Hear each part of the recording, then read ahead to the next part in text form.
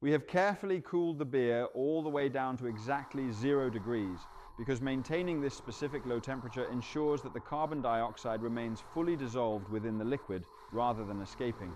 By keeping the gas stable in the tank, we can ensure that the beverage stays perfectly carbonated for the best possible taste.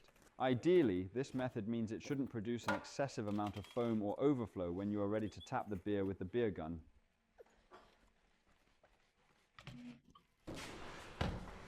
So what is particularly important to note here is that when we are just about to start the tapping process, this specific batch has fermented at 20 degrees.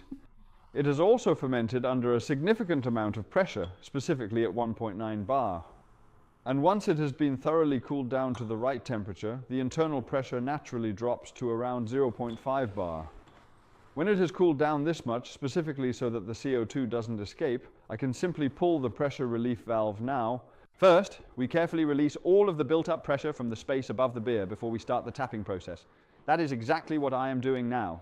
Ideally, the liquid shouldn't be drawn up from the bottom at all, and as you can see, it is not. It remains completely still and undisturbed. So everything is proceeding exactly according to our plan, you could say. There we go. Perfect. Next, we are going to use some IPA alcohol to ensure everything is properly sanitized. Finally, we have the CO2 tank right here, from which we are just slowly and steadily releasing the remaining pressure to keep the flow consistent.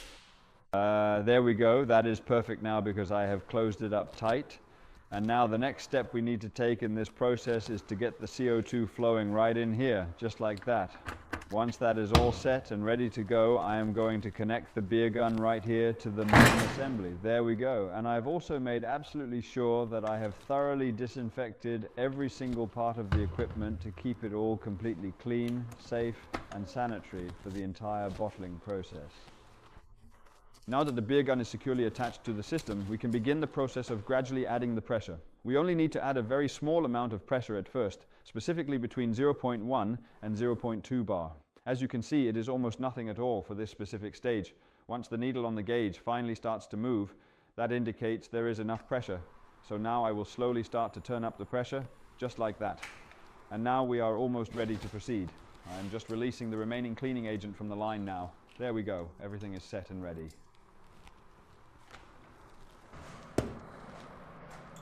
Then I take a cleaned bottle, a disinfected bottle, first let in carbon dioxide just for 1 second, and then you simply fill it with beer. And slowly the bottle gets filled. And the colder the beer is, the less foam forms during filling. So if you get too much foam while filling, it's simply because it's not cold enough. And our bottles here, the ones we're filling right now, we've also kept in the kitchen fridge. These bottles have been kept at a consistent temperature of 5 degrees inside a refrigerated unit. Everything looks just fine and exactly as it should be. You can see there is a little bit of foam forming on the top, and that is actually perfect for letting the excess oxygen out of the bottle. Let's go ahead and try the process once more. First we will introduce a bit of CO2, and then we can begin pouring the beer in immediately afterwards. As you can see here, this method works absolutely perfect. So, as you can see, it is actually incredibly easy for anyone to use. Even Ken Ferguson can figure it out without any trouble at all. And this specific point right here is exactly where I believe the Ferminator really begins to shine compared to everything else on the market.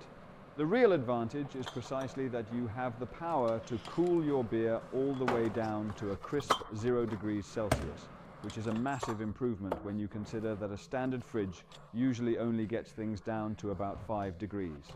Of course, it does require a bit of specialized equipment to get everything just right, but in the end, it really is an effective solution for this.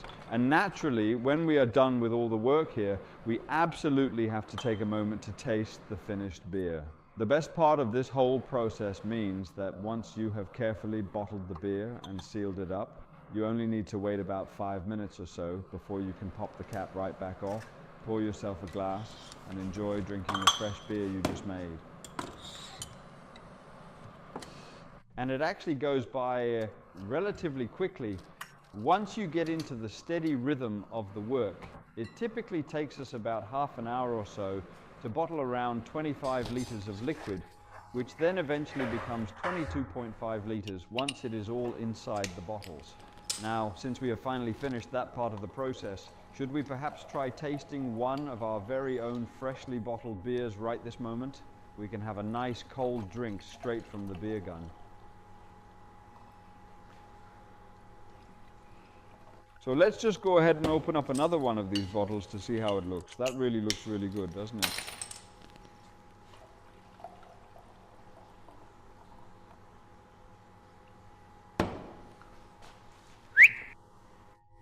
Cheers to everyone. I have to say there is definitely something special about this beer gun. However, there are just a few very important things you will need to keep in mind.